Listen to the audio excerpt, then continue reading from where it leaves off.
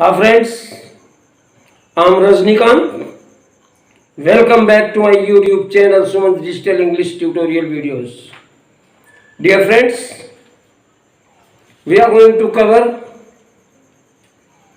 the school work. First lesson for intermediate classes CBSE and UP board.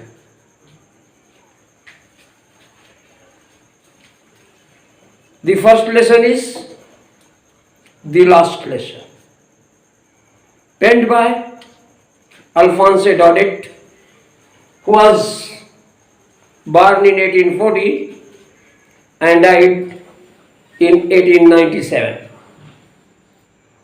He was a French novelist and short story writer. तो dear guys, आज हम cover करने चल रहे हैं कक्षा 12 इंग्लिश का पहला लेसन, जिसका नाम है द लास्ट लेसन.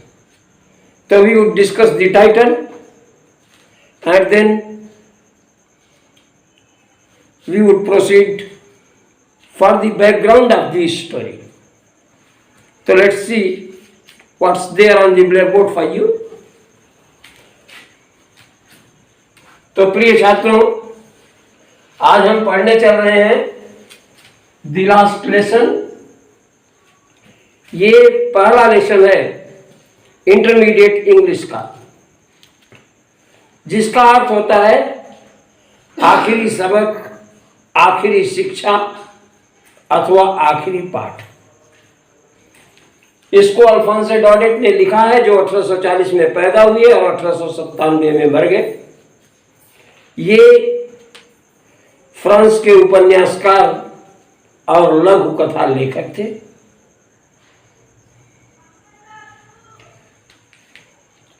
ये पाठ उन दिनों पर आधारित है जब 1870-71 में फ्रैंको प्रशियन वार हुआ था. फ्रांस और प्रशिया के बीच 1871 में लड़ाई हुई थी, और जिसमें France was defeated by Prussia in the leadership of Bismarck. तो बिस्मार्क की अगुवाई में प्रशिया ने जिस युद्ध में फ्रांस को हराया था, वो 1870-71 में हुआ था. उसी उन दिनों के बीच की ये कहानी सेट है. In that war two districts of France, Alsace and Lorraine, went in the hands of Prussia. इस युद्ध में दो जिले, फ्रांस के दो जिले अल्सास और लोरेन, प्रशिया ने अपने कब्जे में कर लिया था. तो we have to read this story in order to find out what had this war affected on the school life. तो ये कहानी हम जो पढ़ने चल रहे हैं, इसमें हम ये पढ़ने चल रहे हैं कि इस युद्ध का फ्रांस के स्कूली बच्चों और खास तौर से जो अल्सास और लोरेन में स्कूल्स थे, उस स्कूल लाइफ पर इसका क्या प्रभाव पड़ा.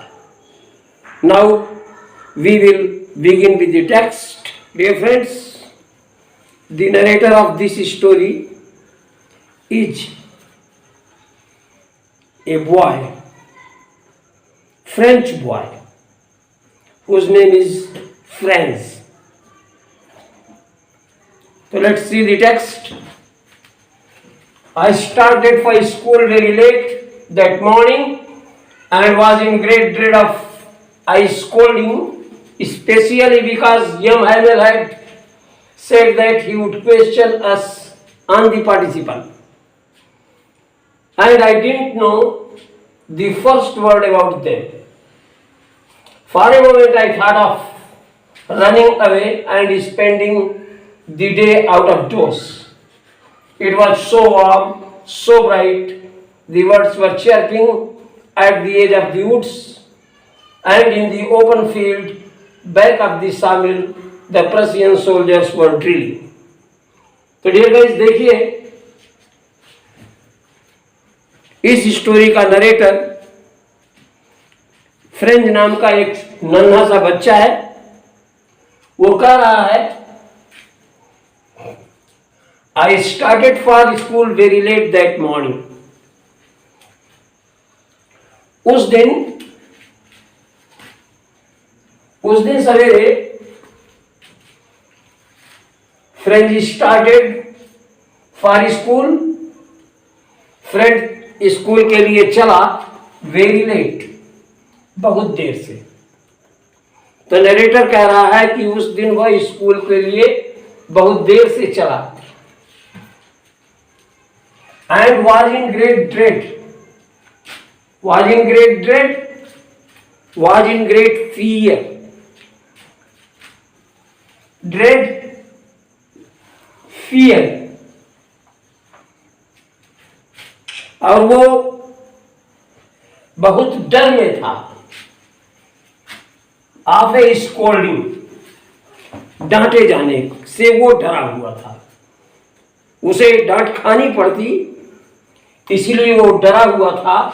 स्पेशली बिकॉज, खासतौर से क्योंकि हिज टीचर एम हैमेल, उसके शिक्षक एम हैमेल ने कहा था कि he would question them on participles, वे उन बच्चों से पार्टिसिपल के बारे में पूछेंगे। और फ्रेंच कह रहा है कि he didn't know the first word about them, और पार्टिसिपल के बारे में वो अपना पहला शब्द भी नहीं जानता था। तो देखिए, पार्टिसिपल जैसे आप इंग्लिश में पढ़ते हैं, उसी तरह से फ्रेंच लैंग्वेज में भी पार्टिसिपल्स होते होंगे। तो rules of participles were asked from the students and they had already been warned a day before. उन्हें पहले ही, एक दिन पहले ये बताया गया था कि आप लोग पार्टिसिपल के रूल्स पढ़ के आएंगे और कल आपसे ये पूछा जाएगा। और वो लड़का बता रहा है कि that was the thing, he didn't know ABCD about that. ये वही चीज थी जिसके बारे में उसे पार्टिसिपल का उसे ABC भी नहीं मालूम था, यानी फर्स्ट वर्ड उसे पार्टिसिपल का मालूम नहीं था। तो for a moment French thought of running away. पहले तो फ्रेंच के मन में यह ख्याल आया कि क्यों न स्कूल कट कर दिया जाए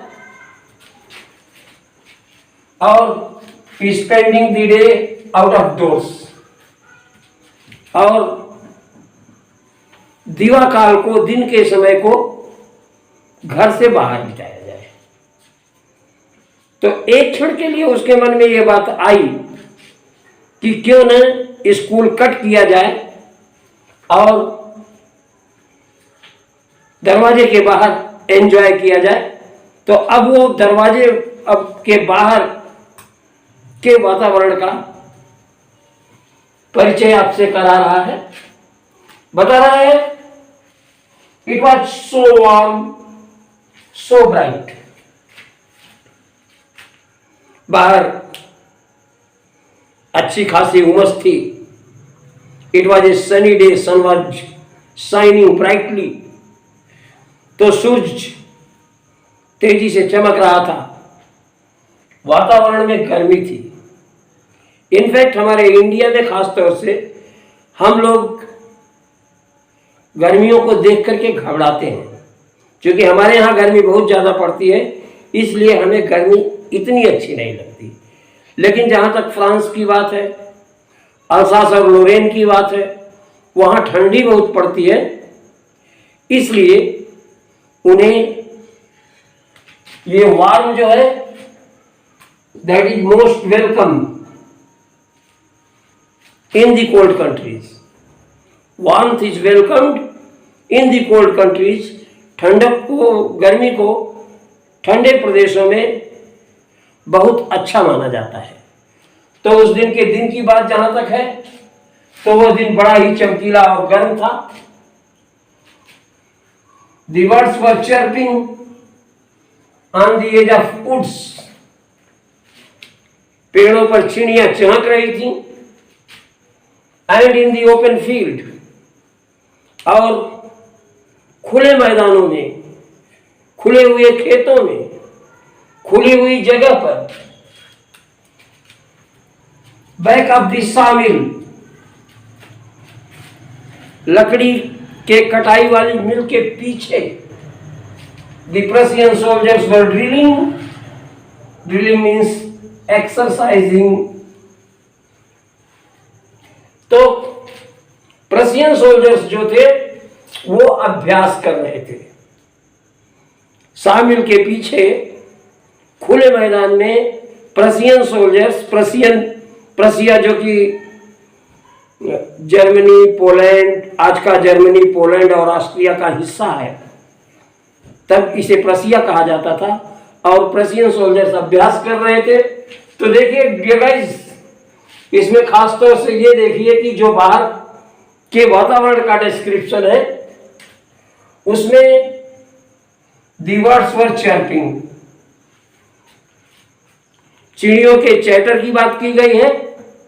चिड़िया ट्विटर कर रही थी तो एक साउंड निकल रही थी, और दूसरी साउंड जो ये प्रशियन सोल्जर्स एक्सरसाइज कर रहे थे, तो जो प्रशियन सोल्जर्स हैं, सोल्जर्स जब एक्सरसाइज करते हैं तो दे एक्सरसाइज ऑन ड्रम बीट, वो ढोल की थाप पर अपनी एक्सरसाइज करते हैं।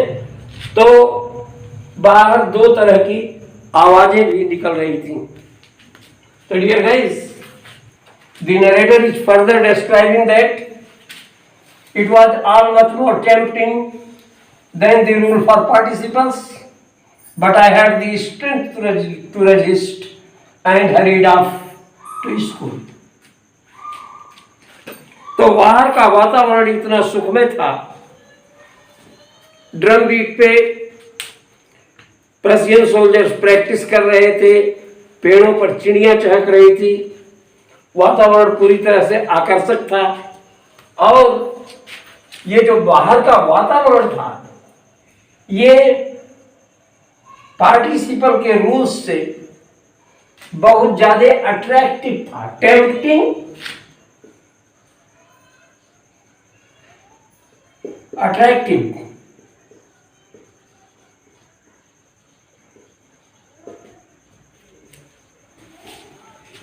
तो पार्टिसिपल के रूल से ये बहुत ज्यादा अट्रैक्टिव था। लेकिन अब ये देखिए एक एडवर्सेटिव कंजंक्शन से जोड़ा जा रहा है, but the narrator had the power to resist, strength,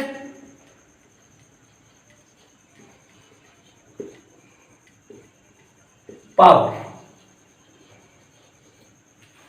लेकिन नरेटर फ्रेंच में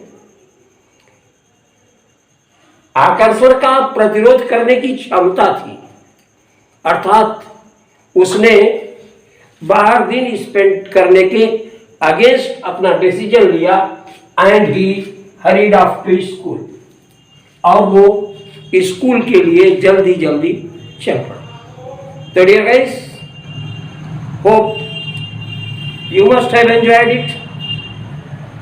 If you have liked it, please press the like button and do subscribe my channel in order to get